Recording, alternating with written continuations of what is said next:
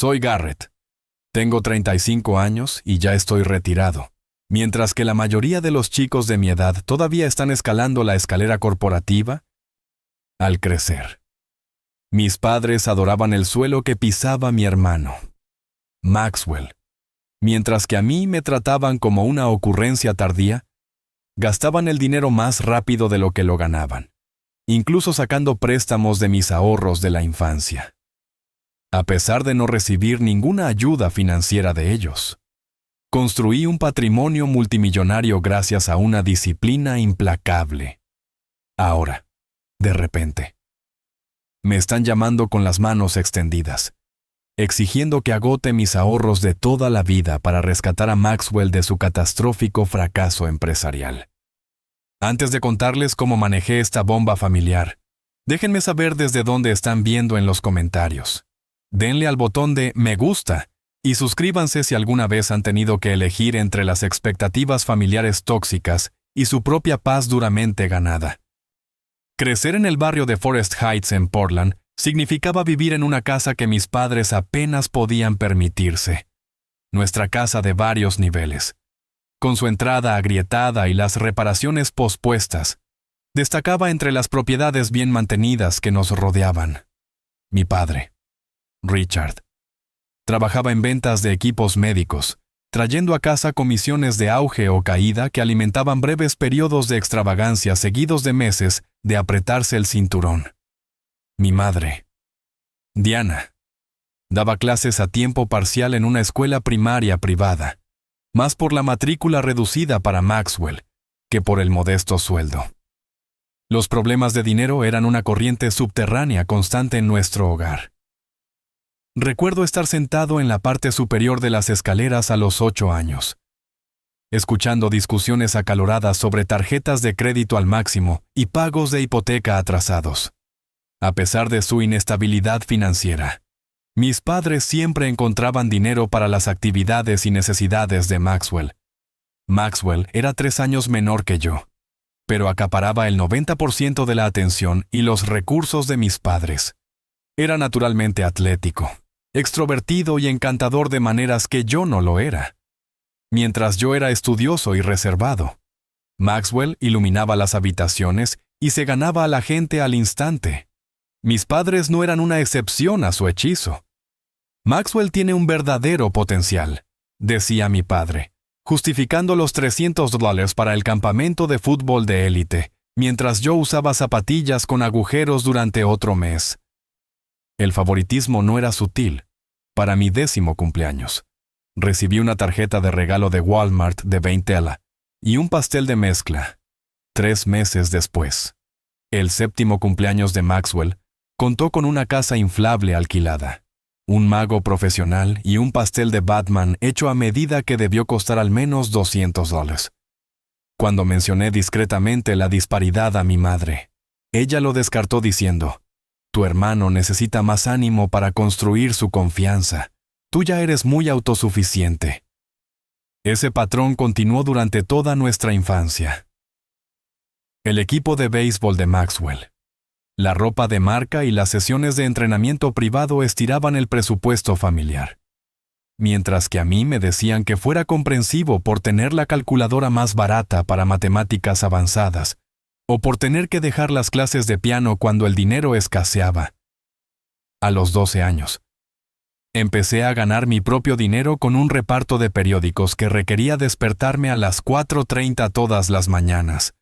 Ahorré cada dólar en una caja metálica con cerradura escondida en mi armario detrás de la ropa de invierno. Cuando había acumulado 327 a dinero, destinado a una computadora que deseaba desesperadamente para programar mi madre, lo pidió prestado para lo que ella llamó una emergencia familiar. Solo lo necesitamos hasta que llegue el cheque de la comisión de tu padre, prometió. El dinero nunca regresó, y la computadora siguió siendo un sueño. Más tarde, descubrí que la emergencia eran las cuotas del torneo del equipo de viaje de Maxwell. El estrés financiero en nuestra casa era palpable. Recuerdo que cortaron la electricidad 2 veces durante un invierno particularmente difícil. Nos acurrucamos bajo mantas, usando linternas mientras mi padre nos aseguraba que las cosas mejorarían pronto. Mientras tanto, el equipo de hockey de Maxwell estaba en la esquina, comprado apenas semanas antes con una tarjeta de crédito. Nuestro teléfono de casa sonaba con agencias de cobro con tanta frecuencia que desarrollé ansiedad por contestar llamadas. Mis padres nos instruían para que dijéramos que no estaban en casa, arrastrándome a su red de engaños financieros a una edad temprana. La escuela secundaria puso la disparidad en un enfoque aún más nítido. Cuando Maxwell cumplió 16 años, mis padres de alguna manera consiguieron financiación para un Jeep Wrangler usado a pesar de su puntaje de crédito, alegando que necesitaba un transporte confiable para sus compromisos deportivos. Cuando yo cumplí 16 el año anterior, me habían sugerido que tomara el autobús o ahorrara si quería un coche. Trabajé los fines de semana y las tardes en una tienda de comestibles local durante 18 meses para comprar un Honda Civic de 10 años con 120,000 millas. Mis padres asistieron a todos los partidos de Maxwell, pero rutinariamente se perdieron mis competiciones académicas y torneos de debate debido a conflictos de horario. Cuando gané una competición regional de economía, mi madre me felicitó con un distraído. ¡Qué bien!, mientras se desplazaba por las fotos del último partido de fútbol de Maxwell. A los 17 años, hice un voto privado para independizarme financieramente por completo de mi familia. Observé los hábitos financieros de mis padres como una advertencia, aprendiendo lo que no debía hacer. Alquilaban coches nuevos que no podían permitirse. Utilizaban líneas de crédito con garantía hipotecaria para financiar vacaciones y mantenían saldos de tarjetas de crédito rotatorios con un interés del 18%. Cada ganancia financiera desaparecía instantáneamente en compras de consumo en lugar de reducción de deuda o ahorros. Estas observaciones moldearon mi enfoque del dinero tanto como cualquier educación financiera podría haberlo hecho. Abrí mi propia cuenta bancaria en una cooperativa de crédito al otro lado de la ciudad, asegurándome de que mis padres no pudieran acceder a ella. Investigué becas, sabiendo obsesivamente que la universidad se financiaría por completo a través de mis propios esfuerzos. Mientras que otros niños soñaban con fiestas y libertad, yo soñaba con seguridad financiera e independencia del caos con el que había crecido. La lección más dolorosa llegó cuando me gradué de la escuela secundaria como segundo mejor alumno. Mis padres asistieron a la ceremonia, pero se fueron inmediatamente después para conducir 3 horas hasta el campeonato regional de béisbol de Maxwell. Mi discurso de graduación fue pronunciado ante una audiencia que echaba de menos a las 2 personas cuya aprobación todavía anhelaba en secreto.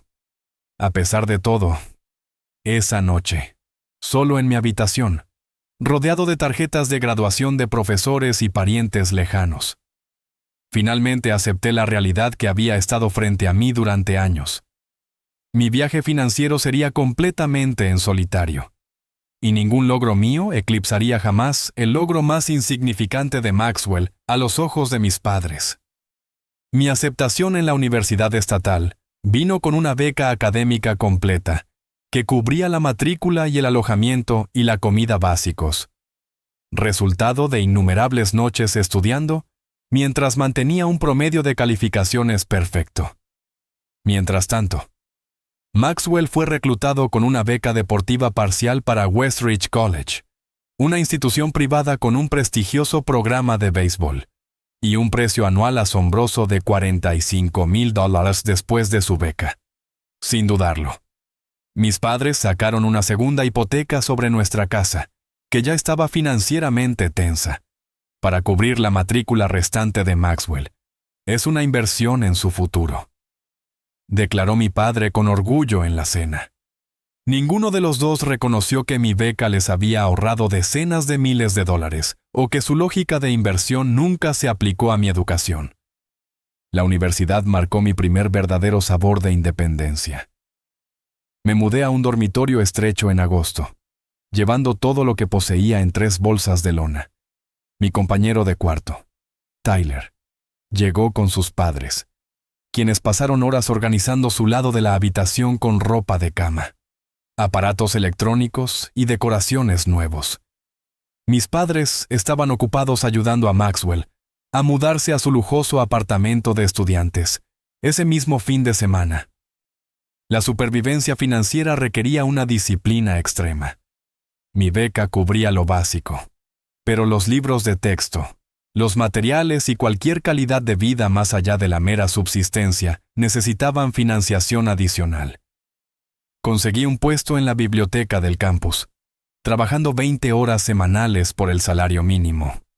Los fines de semana significaban turnos en una tienda de electrónica cercana, y los veranos se dedicaban a prácticas remuneradas en lugar de ocio.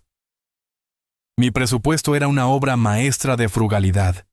Asigné 15 melas semanales para comida más allá del plan de comidas básico, comprando en tiendas de descuento y dominando el arte de la preparación de comidas a granel. Mientras que los compañeros de clase pedían pizza a medianoche, yo comía sándwiches de mantequilla de cacahuete y registraba cada gasto en una hoja de cálculo meticulosa. Mi único lujo era una cafetera comprada en una tienda de segunda mano, que me ahorró miles en comparación con los precios de la cafetería del campus durante 4 años. Los arreglos de vivienda después del primer año ejemplificaron mi compromiso con los objetivos financieros, mientras que otros se mudaron a apartamentos cómodos.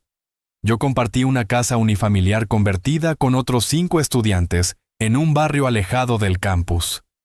Mi parte del alquiler era de $275 mensuales, menos de la mitad de lo que otros pagaban por alojamientos modernos. La caminata de 40 minutos al campus ahorró costos de transporte y se convirtió en mi ejercicio diario. Durante el segundo año, me declaré doble especialidad en finanzas y economía, fascinado por los mecanismos que creaban y preservaban la riqueza. El curso de teoría de la inversión del profesor Harrington transformó mi comprensión del dinero de algo que debía ahorrarse a una herramienta que podía trabajar para mí. Después de una conferencia particularmente esclarecedora sobre el interés compuesto, me acerqué a él durante las horas de oficina con una lista de preguntas que nos mantuvieron hablando hasta que el conserje nos echó. La mayoría de los estudiantes de tu edad se centran en gastar, comentó el profesor Harrington. Tu interés en la creación de riqueza es inusual y refrescante. Bajo su tutoría, invertí los $2,000 que había ahorrado de mis prácticas de verano en un banco local. Esta inversión inicial se dividió entre un fondo indexado de bajo costo y acciones de una empresa de tecnología emergente, que él creía que tenía fundamentos sólidos. Revisar esas inversiones diariamente se convirtió en un ritual, observando con fascinación cómo las fuerzas del mercado afectaban mi pequeña participación en la economía global. Mientras tanto, las actualizaciones sobre Maxwell llegaban principalmente a través de las llamadas semanales de mi madre. Había cambiado su especialidad 3 veces de negocios a comunicaciones a gestión deportiva, extendiendo su costosa educación. Sus redes sociales mostraban fiestas de fraternidad, viajes de vacaciones de primavera a Cancún y un estilo de vida que quemaba dinero a un ritmo alarmante. Mis padres nunca expresaron preocupación por esto, sino que elogiaron su experiencia universitaria completa y su valioso networking. El contraste entre nuestras experiencias se cristalizó durante una rara visita a casa para el Día de Acción de Gracias en el 3er año. Maxwell llegó con historias de viajes por carretera de fin de semana y su nueva novia de una familia rica de Connecticut. Compartí noticias sobre mi oferta de prácticas de una empresa de inversión de Chicago y el crecimiento de mi modesta cartera de inversiones. «Qué bien», dijo mi madre antes de volverse hacia Maxwell. «Cuéntanos más sobre la casa de vacaciones de la familia de Sarah en Aspen». Más tarde esa noche, escuché a mis padres discutiendo problemas financieros. El territorio de ventas de mi padre había sido reestructurado, reduciendo su potencial de comisiones. Sus tarjetas de crédito estaban nuevamente al máximo, y Maxwell necesitaba $5,000 para un programa de semestre en el extranjero en Barcelona que no podía perderse. «Podríamos pedirle ayuda a Garrett», sugirió mi madre. Siempre se le ha dado bien el dinero. Probablemente tenga ahorros de esos trabajos en los que siempre está trabajando, asintió mi padre. A la mañana siguiente, se acercaron a mí mientras Maxwell todavía dormía, explicando su problema temporal de flujo de efectivo y cómo necesitaban ayuda como familia. La solicitud se planteó como un préstamo a corto plazo, aunque su historial sugería que el reembolso era poco probable. Necesitaban $6,000 más del 80% de mis ahorros cuidadosamente acumulados. Este momento exigió más coraje del que creía poseer. Con manos temblorosas, pero una voz firme. Me negué. No puedo hacer eso. Mi dinero está invertido para mi futuro, no disponible para retirar. Su reacción fue una decepción inmediata seguida de una presión creciente. La familia ayuda a la familia, insistió mi madre, después de todo lo que hemos hecho por ti. ¿Qué han hecho exactamente por mí financieramente? Pregunté en voz baja. La pregunta quedó en el aire, sin respuesta. La conversación degeneró en acusaciones de egoísmo y falta de lealtad familiar. Cuando Maxwell finalmente apareció y comprendió la situación, se unió al coro. En serio, hermano, estás forrado comparado con la mayoría de los estudiantes universitarios. Me fui esa tarde en lugar de quedarme el fin de semana planeado, tomando un autobús de regreso al campus con una mezcla de culpa y resolución. Ese día de Acción de Gracias marcó la ruptura final en mi enredo financiero con mi familia de origen. La culpa finalmente se desvaneció, reemplazada por un compromiso fortalecido con mi independencia. El último año trajo la culminación de mis esfuerzos académicos. La finalización de la tesis de honor, las ofertas de trabajo de 3 empresas financieras y mi cartera de inversiones creciendo más allá de los $5,000. Me gradué summa cum laude en un día perfecto de primavera. Escaneando a la audiencia durante la ceremonia, mis padres y Maxwell habían enviado una tarjeta diciendo que un conflicto de horario, la exhibición de béisbol de Maxwell, para los cazatalentos de las ligas menores, les impedía asistir. Al mover la borla de derecha a izquierda, sentí una curiosa sensación de libertad en lugar de decepción. Mi nueva vida estaba comenzando, sin las cargas de los lazos financieros con el pasado. Mi puesto de nivel de entrada en Meridian Financial en Chicago vino con un salario inicial de $62,000, una fortuna comparado con mi presupuesto universitario pero modesto en el sector financiero. Antes de aceptar la oferta, negocié $5,000 adicionales en gastos de reubicación y la elegibilidad para bonos de rendimiento después de 6 meses en lugar de los 12 estándar. Mi primer apartamento en Chicago era un estudio de 400 pies cuadrados en Uptown, un barrio que atravesaba las primeras etapas de la gentrificación. La unidad tenía electrodomésticos obsoletos y calefacción por radiador que resonaba durante las noches de invierno, pero a $750 mensuales. Representaba solo el 14% de mi ingreso bruto, muy por debajo del 30% que la mayoría de los asesores financieros recomendaban para los costos de vivienda. Mientras que los colegas viajaban en Ubers, yo navegaba por el sistema de transporte público de Chicago con pases mensuales. Mi guardarropa de trabajo provenía de tiendas outlet y estantes de liquidación, complementado con piezas de segunda mano de alta calidad de tiendas de consignación en barrios ricos. Preparaba el desayuno y el almuerzo en casa y limitaba las comidas en restaurantes a una vez por semana, generalmente como oportunidades de networking profesional. Estas elecciones no se trataban de privación, sino de optimización. Cada dólar ahorrado e invertido a los 22 se multiplicaría exponencialmente para cuando lo necesitara. Mi tasa de ahorro promediaba el 70% de mi ingreso neto, una cifra que asombró a los pocos colegas con los que la compartí. 6 meses después de mi permanencia en Meridian, conocí a Julia Winters, una directora senior de inversiones que se convertiría en mi mentora más influyente.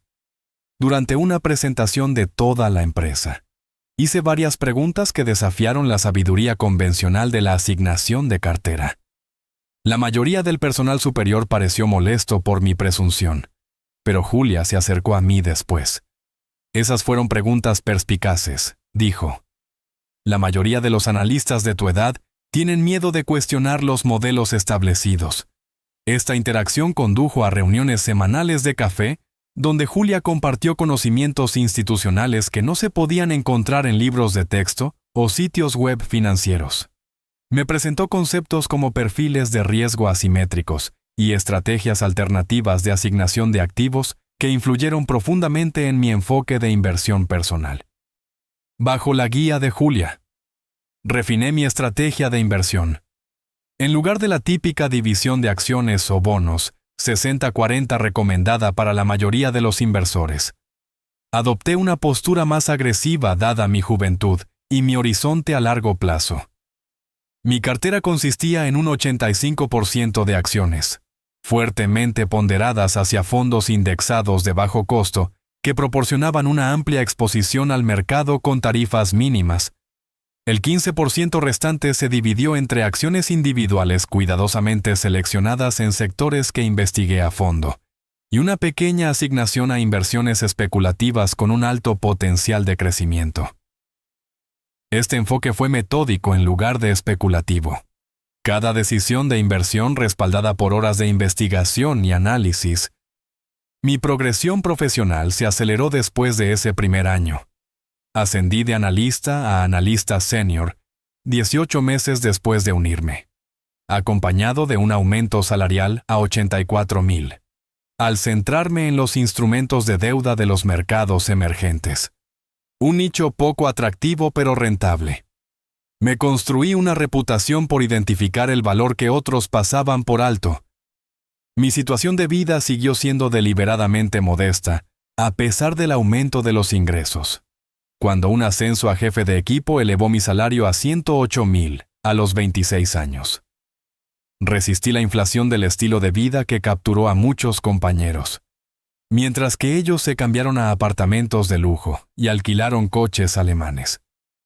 Yo permanecí en mi apartamento mejorado pero aún humilde, y continué utilizando el transporte público. La crisis financiera de 2008, una catástrofe para muchos, presentó una oportunidad contraintuitiva para aquellos con reservas de efectivo e ingresos estables. Mientras los mercados se desplomaban y el pánico se extendía, desplegué mis ahorros acumulados en activos severamente infravalorados. Siguiendo el consejo de Warren Buffett de tener miedo cuando otros son codiciosos y ser codiciosos cuando otros tienen miedo. Este riesgo calculado durante la agitación del mercado aceleró enormemente mi creación de riqueza. Compré acciones de empresas fundamentalmente sólidas que cotizaban con descuentos históricos y agregué a las posiciones de los fondos indexados en lo que demostraría ser oportunidades de compra generacionales. Esas inversiones se multiplicarían varias veces durante la recuperación subsiguiente y el mercado alcista. A los 28 años, mi patrimonio neto superó el umbral de los $500,000, un hito. Lo celebré con un derroche inusual. Un viaje de fin de semana a la región vinícola de Michigan. Mi tasa de ahorro se mantuvo por encima del 60%, a pesar del aumento de las responsabilidades y el estrés que podrían haber justificado un mayor gasto en el autocuidado. Para diversificar las fuentes de ingresos, lancé un blog financiero que documenta mi viaje y mis estrategias, comenzando con solo unos cientos de lectores mensuales. Gradualmente construyó un seguimiento entre los jóvenes profesionales interesados en el ahorro y la inversión agresivos. Para el tercer año, las asociaciones de afiliados y el contenido patrocinado generaron 4,000 mensuales en ingresos pasivos. A los 30 años, un ascenso significativo a gerente de departamento trajo nuevos desafíos y un aumento sustancial de la compensación a un salario base de $165,000 más bonos de rendimiento. El rol exigía más horas y mayores niveles de estrés, reforzando mi determinación de construir riqueza lo suficientemente rápido como para eventualmente recuperar mi tiempo. Ese año, hice mi primera inversión inmobiliaria. Un condominio embargado de 2 dormitorios en un barrio emergente comprado con un pago inicial del 40%. Después de renovaciones menores, Lo alquilé a una tasa que cubría la hipoteca, los impuestos, el seguro y el mantenimiento, generando un modesto flujo de caja positivo. Esta propiedad se convirtió en la primera de lo que crecería, hasta convertirse en una pequeña cartera de activos generadores de efectivo. Mi contacto con la familia durante estos años siguió siendo mínimo. Intercambios de texto ocasionales con mi madre proporcionaron actualizaciones básicas, pero evité cuidadosamente las discusiones sobre finanzas. A través de estas comunicaciones limitadas y destellos en las redes sociales. Aprendí que Maxwell había rebotado entre trabajos de ventas después de que sus aspiraciones de béisbol se desvanecieran, sin permanecer en una empresa por más de 18 meses. Mis padres habían refinanciado su casa varias veces, extrayendo capital para cubrir diversas emergencias y gastos de estilo de vida. A los 31 años, mi patrimonio neto superó el $1.000.000. Un hito que se sintió simultáneamente trascendental y anticlimático. El logro no recibió ninguna celebración más allá de un reconocimiento silencioso en mi hoja de cálculo de seguimiento. La independencia financiera que había perseguido con una sola mente desde los 17 años se estaba materializando de acuerdo con el plan, impulsada por una ejecución constante en lugar de un talento o suerte extraordinarios. Mirando mi vida objetivamente, un observador externo podría haberla descrito como desequilibrada. Mi apartamento contenía muebles mínimos a pesar de mi capacidad para pagar mejores. Mi vida social consistía principalmente en conexiones profesionales en lugar de amistades profundas. Las relaciones románticas seguían siendo casuales y breves, subordinadas al avance profesional y los objetivos de acumulación de riqueza. Sin embargo, no me sentía ni privado ni desequilibrado. Cada elección se alineaba con un camino cuidadosamente considerado hacia la libertad que el dinero, específicamente suficiente dinero, podía proporcionar. Libertad de la inseguridad financiera. Libertad de intercambiar tiempo por dinero indefinidamente. Libertad para definir el éxito en mis propios términos en lugar de a través de la validación externa que siempre había sido retenida por mi familia de origen. La transición de acumular mi primer millón a lograr la verdadera independencia financiera requirió una planificación meticulosa. Desarrollé una hoja de cálculo completa que modelaba varias tasas de retiro, escenarios de rendimiento del mercado y proyecciones de inflación. Después de ejecutar miles de simulaciones, determiné que 2.5 millones invertidos en diversas clases de activos generarían suficientes ingresos perpetuos para mantener un estilo de vida modesto pero cómodo, sin agotar el principal. Para acelerar el progreso hacia este objetivo, amplié mis propiedades inmobiliarias para incluir 3 propiedades adicionales, todas compradas por debajo del valor de mercado a través de subastas de ejecuciones hipotecarias o situaciones de vendedores motivados. Cada propiedad fue seleccionada en base a criterios estrictos. Flujo de caja positivo desde el primer día, ubicada en áreas con sólidos fundamentos económicos y que requiriera una gestión continua mínima. Mi cartera de inversiones se volvió cada vez más sofisticada, incorporando estrategias de optimización fiscal en varios tipos de cuentas, maximizaba las contribuciones al 401k para capturar la contrapartida del empleador. Financiaba los Roth IRA, indirectos anualmente, y establecí un 401k individual autodirigido para mis crecientes ingresos comerciales secundarios. Este enfoque multicapa minimizó el arrastre fiscal en los rendimientos, al tiempo que creaba flexibilidad futura para acceder a los fondos en la jubilación anticipada. Los últimos 3 años de mi carrera corporativa se caracterizaron por un enfoque intenso y concesiones deliberadas. Rechacé las invitaciones sociales que no se alineaban con los objetivos de networking. Mantuve mi estilo de vida frugal a pesar del aumento de los ingresos, y dediqué los fines de semana a hacer crecer mi negocio en línea en lugar de al ocio. Mi tasa de ahorro anual superó el 75% durante este periodo, con bonos e ingresos secundarios invertidos inmediatamente después de recibirlos, a medida que mi patrimonio neto se acercaba a los 2 millones. Un desarrollo inesperado alteró mi trayectoria personal, Mientras asistía a una reunión de independencia financiera organizada a través de mi blog, conocí a Abigail, una terapeuta ocupacional pediátrica que buscaba su propio camino hacia la independencia financiera. A diferencia de anteriores intereses románticos que encontraban mi enfoque financiero desalentador, Abigail compartía mis valores en torno al gasto intencional y la planificación a largo plazo. La mayoría de las personas con las que salgo piensan que soy rara por llevar un registro de los gastos e invertir tan agresivamente. Confesó durante nuestra segunda cita en un restaurante tailandés a un precio razonable, donde ambos pedimos agua en lugar de alcohol sin discusión. He dejado de mencionar mis hojas de cálculo en las primeras citas. Respondí, tiende a matar el ambiente. Nuestra relación progresó con la misma intencionalidad que caracterizaba nuestras vidas financieras. Descubrimos intereses compartidos más allá de la gestión del dinero. Senderismo, películas documentales y proyectos de servicio comunitario. Después de 8 meses de noviazgo, nos mudamos juntos, reduciendo nuestros ya modestos gastos de vivienda y acelerando nuestros plazos financieros. Abigail introdujo un equilibrio en mi vida que había estado faltando. Si bien apoyaba mis ambiciosos objetivos de ahorro, desafió suavemente mi tendencia a posponer todo disfrute para alguna fecha futura. Bajo su influencia, asigné una pequeña porción de los ingresos a experiencias de vida con valor duradero, principalmente aventuras al aire libre y oportunidades educativas en lugar de posesiones materiales.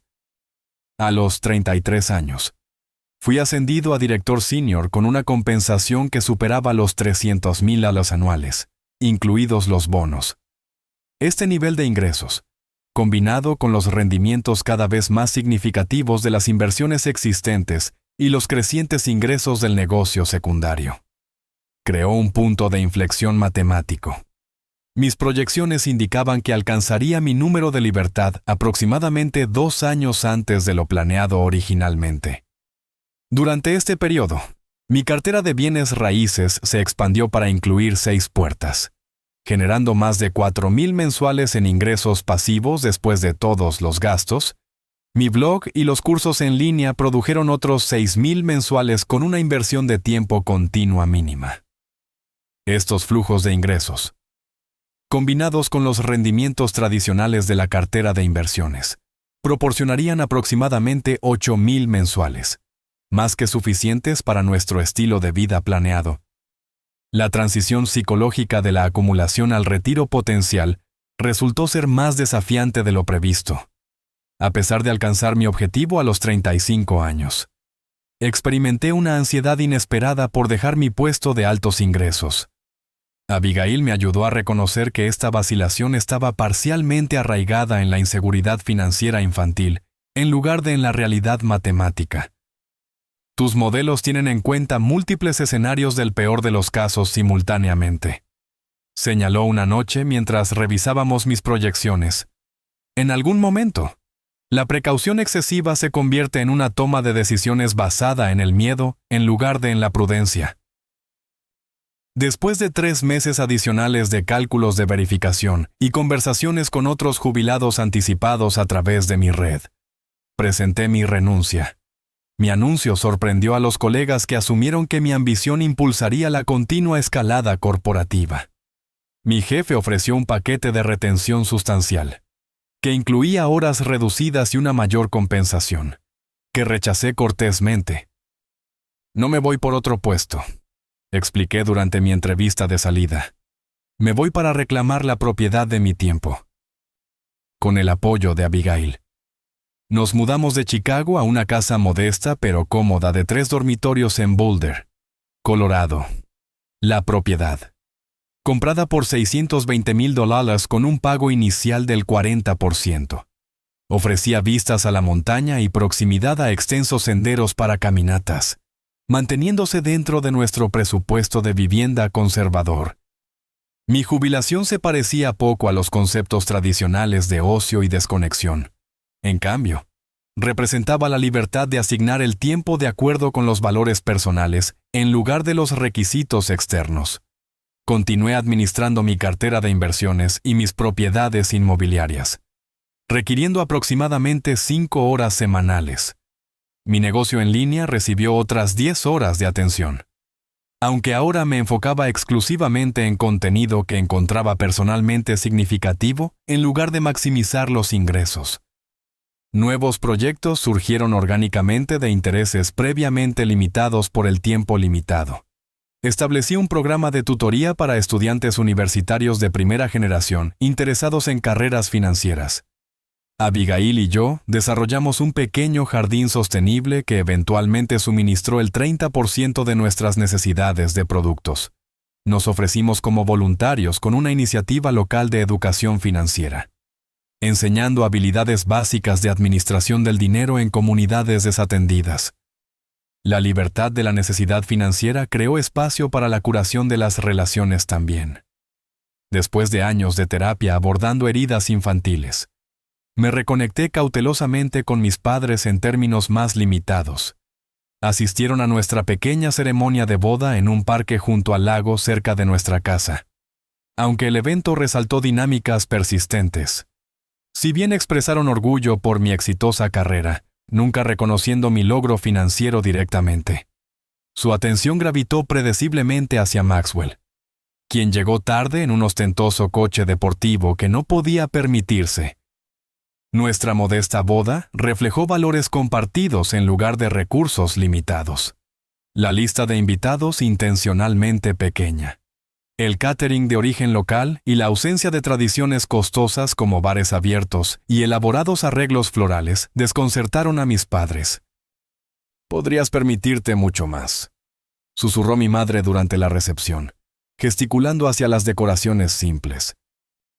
«Esto es exactamente lo que queríamos», respondí, reconociendo que la desconexión fundamental en nuestra relación permanecía sin cambios. La libertad por la que había trabajado tan diligentemente para lograr, tenía poco valor en su estimación en comparación con las demostraciones externas del éxito convencional. Después de la boda, el contacto con mi familia volvió a ser de mensajes de texto ocasionales y llamadas navideñas. No estaba al tanto de los problemas financieros que se estaban gestando y que pronto forzarían una confrontación con el pasado, del que me había distanciado tan cuidadosamente. La llamada llegó un martes por la mañana a principios de otoño, mientras cosechaba los últimos tomates de nuestro jardín. El nombre de mi madre que aparecía en la pantalla de mi teléfono era lo suficientemente inusual como para provocar una preocupación inmediata. Nuestra comunicación solía ocurrir a través de llamadas programadas o mensajes de texto en lugar de contacto espontáneo. Garrett. Su voz tenía una cualidad temblorosa que no había escuchado desde las crisis financieras de la infancia. Necesitamos hablar. Es una emergencia. Algo en su tono desencadenó una regresión instantánea al niño ansioso, que una vez se había escondido debajo de las mantas durante las llamadas de la agencia de cobro. Me moví a la silla del patio, estabilizándome antes de responder. «¿Qué está pasando, mamá?» «Es Maxwell». Hizo una pausa para respirar profundamente. «Su negocio ha fracasado. Todo se ha ido. Necesitamos tu ayuda». 3 años antes, Maxwell había lanzado lo que describió como una instalación revolucionaria de entrenamiento deportivo, que combinaba equipos tradicionales con tecnología de realidad virtual.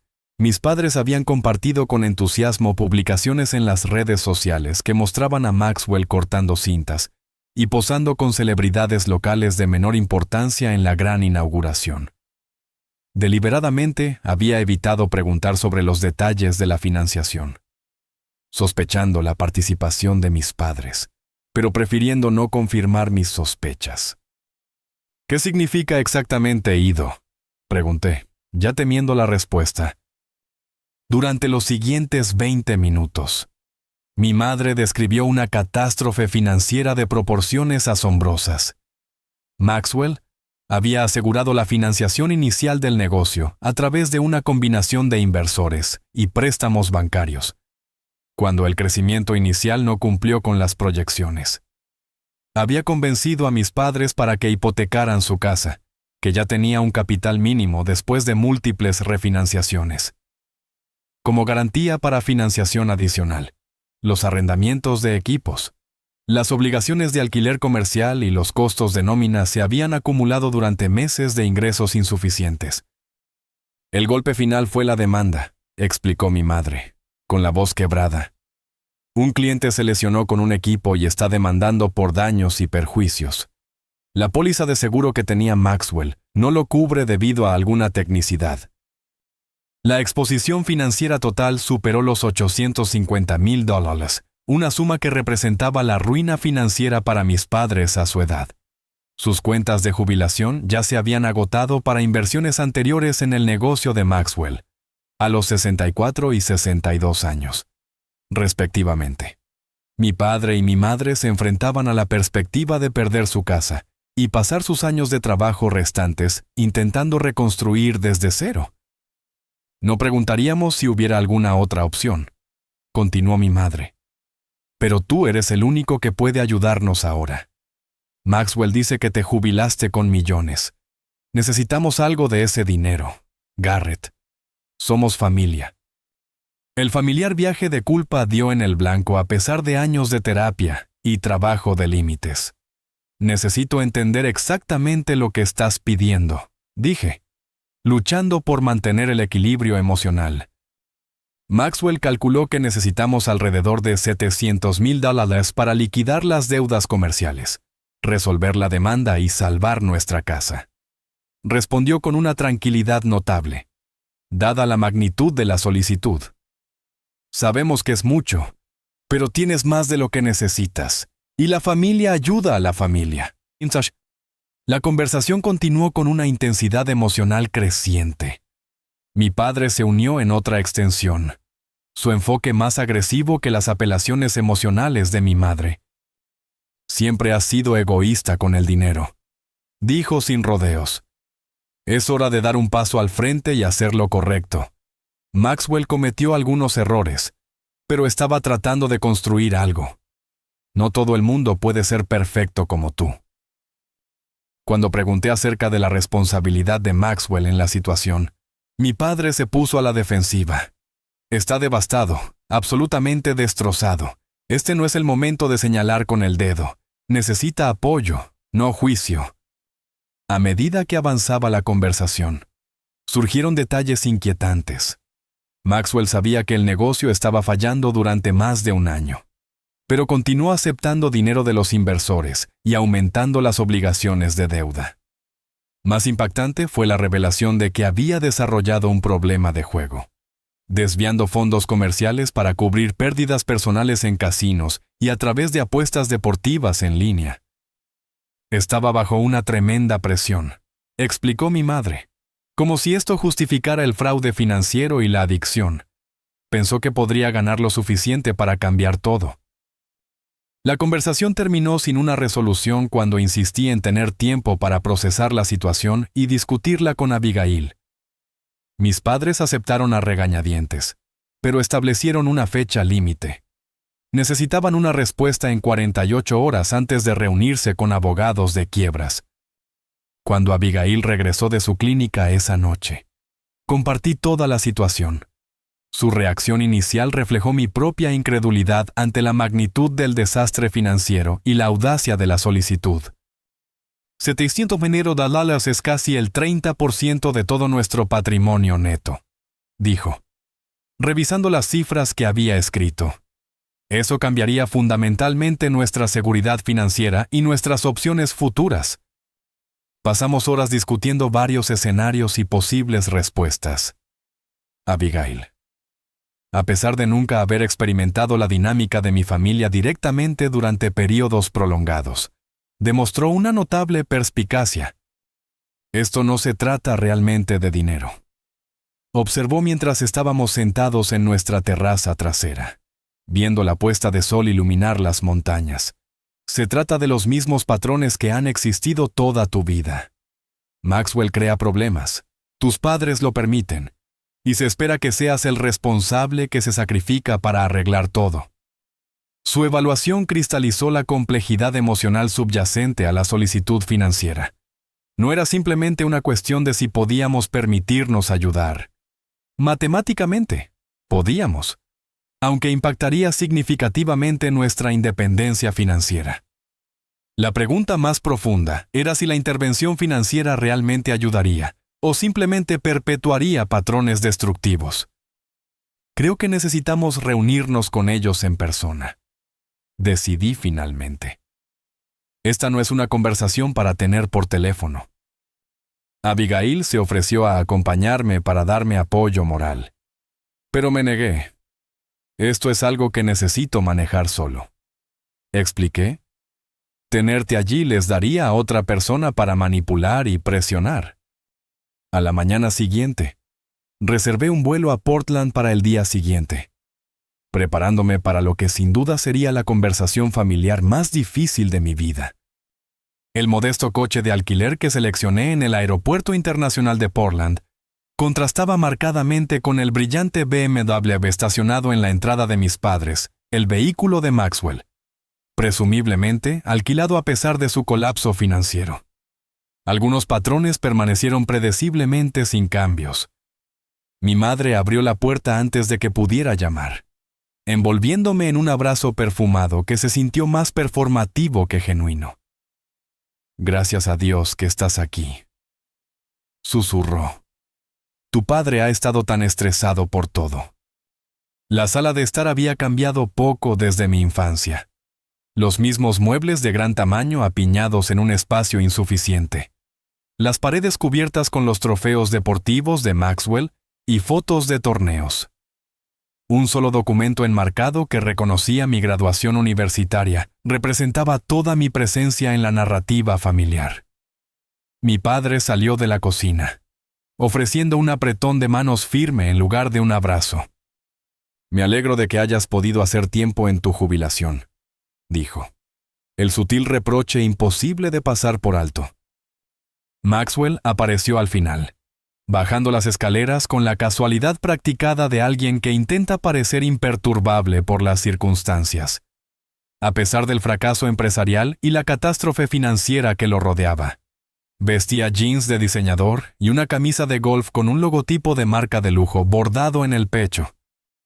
«Hola, hermano», dijo como si nos reuniéramos para un almuerzo informal en lugar de abordar su destrucción financiera del futuro de nuestros padres. «Me alegro de verte». La conversación inicial siguió siendo superficial. Preguntas sobre mi vuelo, comentarios sobre el clima reciente, las repetidas ofertas de refrigerios de mi madre. La evitación deliberada del problema central creó una tensión creciente hasta que finalmente lo abordé directamente. «Me gustaría entender exactamente qué pasó con el negocio», dije durante una pausa en la charla trivial. «Necesito total transparencia antes de discutir cualquier posible asistencia financiera». Maxwell se lanzó a una narrativa que lo retrataba como la víctima de circunstancias fuera de su control.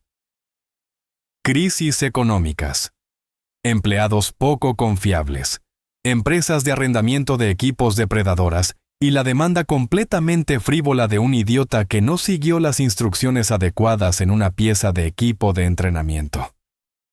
Todo iba por buen camino hasta que todos estos problemas golpearon a la vez, concluyó.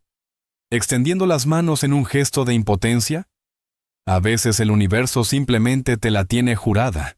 Ya sabes. Mi padre asintió con solemnidad mientras mi madre se secaba las lágrimas con un pañuelo. La negación colectiva de la responsabilidad personal fue frustrante y tristemente familiar. «¿Qué pasa con el juego?», pregunté en voz baja. La pregunta cayó como una granada en la habitación. La expresión de Maxwell cambió de simpatía fabricada a ira defensiva. Mi madre miró hacia otro lado mientras mi padre se inclinaba hacia adelante agresivamente. «Ese es un problema completamente aparte», insistió mi padre. «Maxwell está recibiendo ayuda para eso ahora. Es una enfermedad, no una elección». «Entiendo que la adicción es compleja», reconocí, «pero impactó directamente en las finanzas de la empresa, ¿correcto? El dinero que debería haber ido a gastos operativos o servicio de la deuda fue para el juego en su lugar. Maxwell se levantó abruptamente. Si viniste aquí solo para juzgarme cuando ya estoy deprimido, puedes irte. Esperaba más de la familia. La ironía de su declaración. Dado que estaba allí específicamente porque las expectativas familiares se habían invocado para solicitar una parte significativa de los ahorros de mi vida, no se me escapó. No estoy aquí para juzgar. ¿Aclaré? Estoy aquí para entender la situación completa antes de tomar cualquier decisión sobre la participación financiera. A medida que continuaba la conversación, surgieron detalles adicionales preocupantes. Mis padres ya les habían dicho a varios miembros de la familia que yo me encargaría de todo, creando expectativas antes incluso de hablar conmigo. Aparentemente, Maxwell había consultado con abogados de quiebras que le aconsejaron que la estructura de su negocio podría protegerlo personalmente de algunas responsabilidades, dejando potencialmente a mis padres como los únicos responsables del préstamo con garantía hipotecaria que habían garantizado. Lo más inquietante es que este no era el primer fracaso empresarial de Maxwell. Una empresa anterior, una tienda de recuerdos deportivos que no conocía, se había derrumbado 3 años antes con mis padres cubriendo aproximadamente $120,000 en pérdidas para evitar la quiebra. ¿Por qué no me contaron nada de esto?, pregunté. Estabas ocupado con tu propia vida, respondió mi madre. No queríamos agobiarte. Hasta ahora, señalé, cuando el agujero financiero es demasiado profundo para que lo manejes sin mí.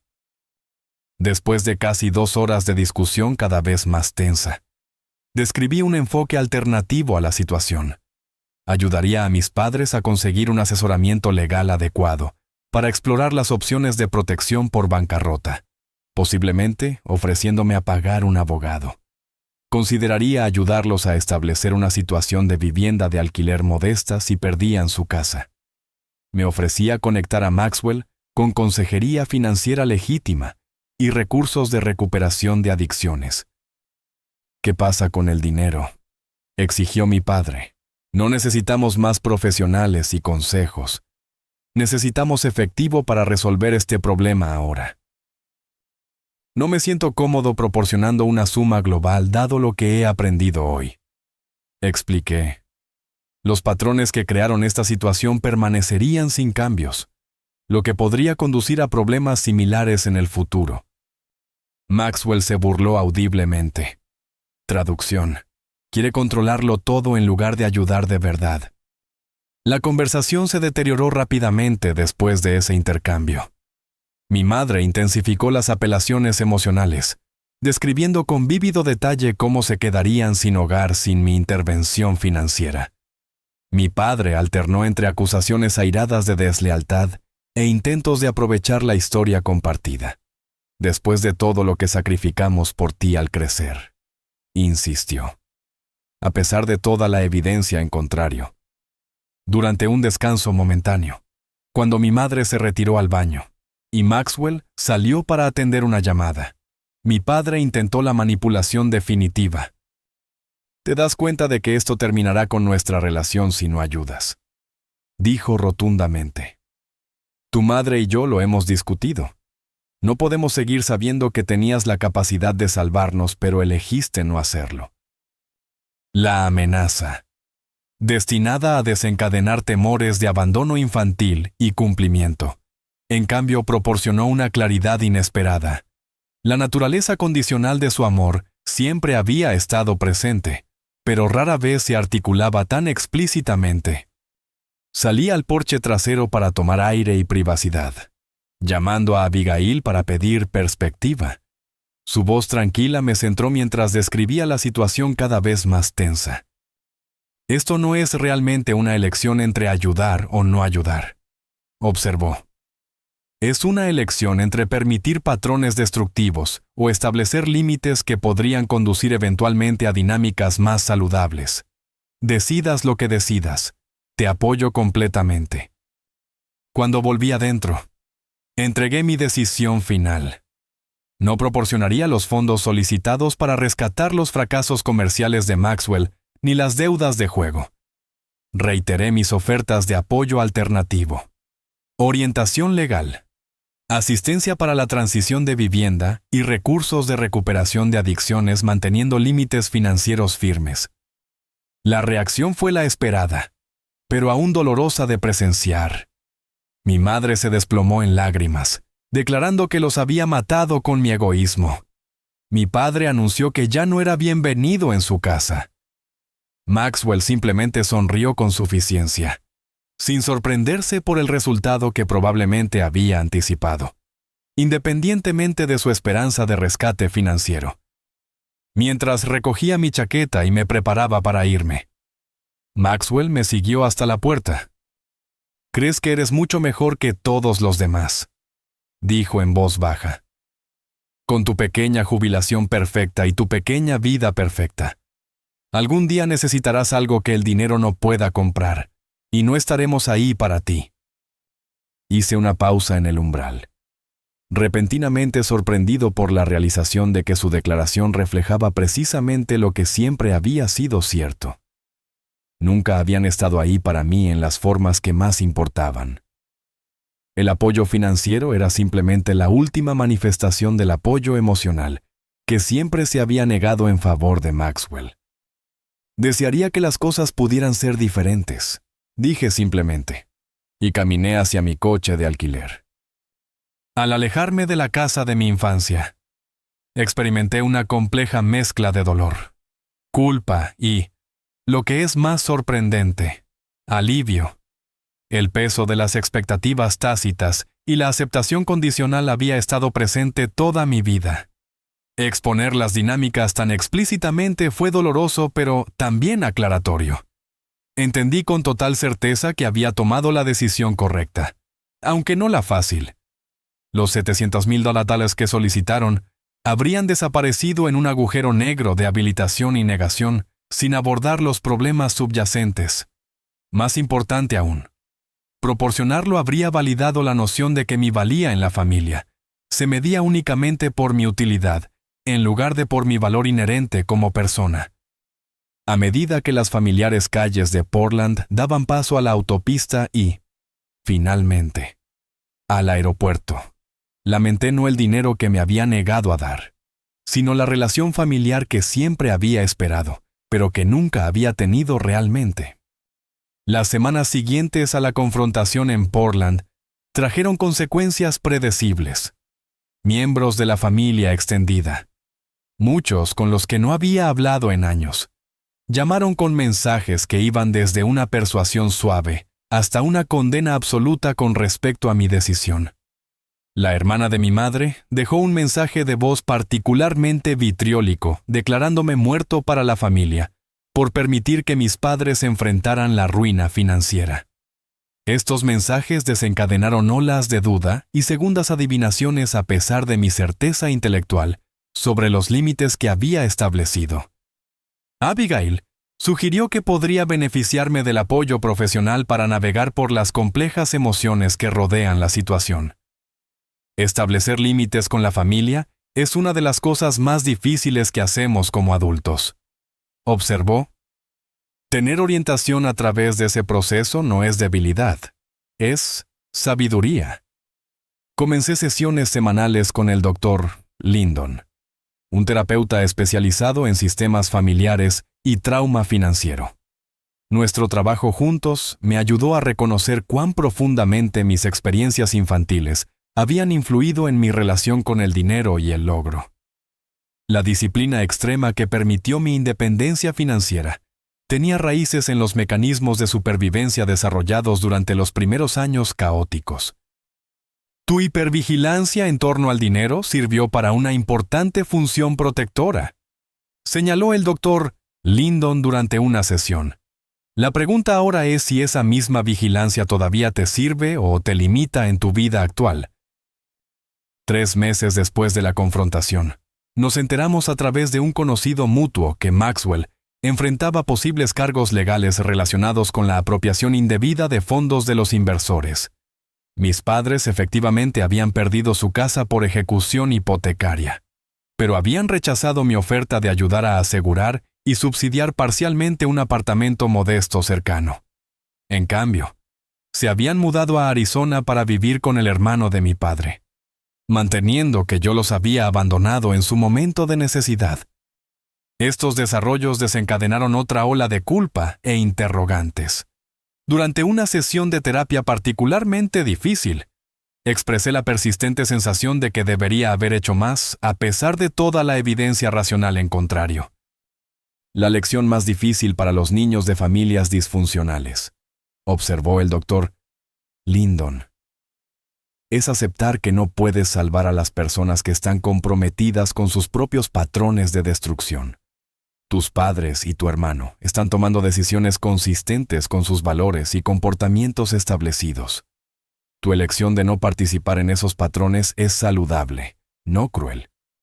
Esta perspectiva gradualmente echó raíces a medida que continuaba el trabajo interno de separar la compasión genuina de los comportamientos de rescate codependientes.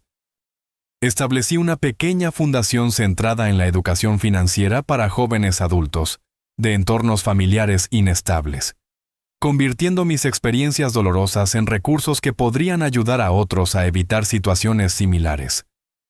La primera iniciativa de la fundación, un programa de becas y tutoría para estudiantes que carecían de apoyo financiero familiar, se convirtió en un canal de curación para la culpa persistente que llevaba. Trabajar con estos jóvenes motivados me recordó mi propio viaje al tiempo que me brindaba la oportunidad de ofrecer la orientación que había necesitado desesperadamente a su edad. Abigail y yo ampliamos nuestra definición de familia más allá de las conexiones biológicas, cultivando amistades profundas con personas de ideas afines que compartían nuestros valores. Las cenas de los domingos con esta familia elegida se convirtieron en tradiciones semanales llenas de conexión genuina y apoyo mutuo, sin manipulación ni agendas ocultas. 6 meses después de establecer un contacto nulo completo con mi familia biológica, recibí un correo electrónico inesperado de Maxwell.